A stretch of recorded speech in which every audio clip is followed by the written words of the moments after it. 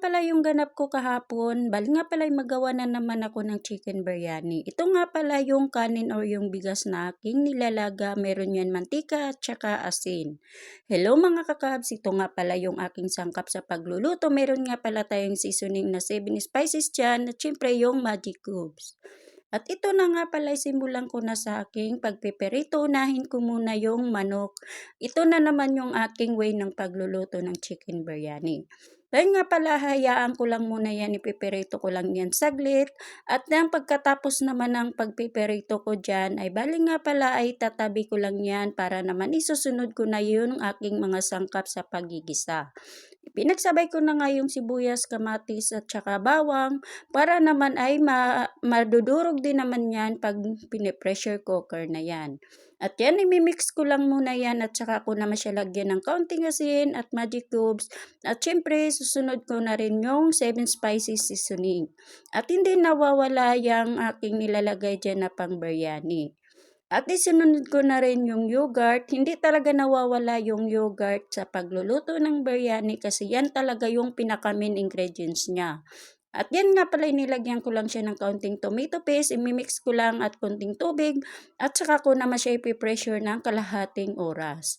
Ayan nga pala, dito muna ako habang ako ay nagluluto ng manok at dito naman sinimulan ko na rin sa pagpiperito ng sibuyas.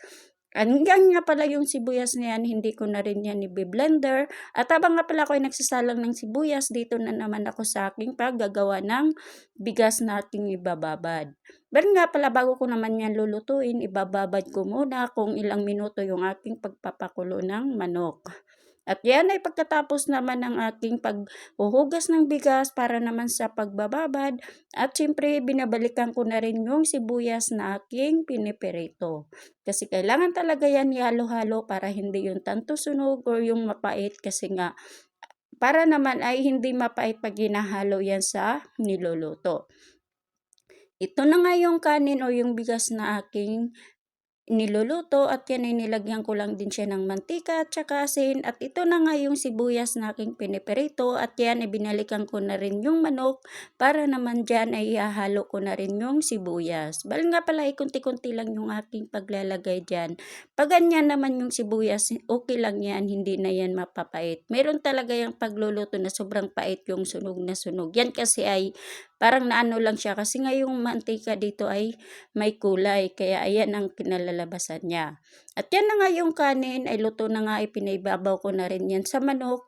At hayaan ko na lang yan dyan sa mahinang apoy. At saka ko naman nilagyan ng sibuyas kunti at saka syempre yung food coloring at meron din sili green.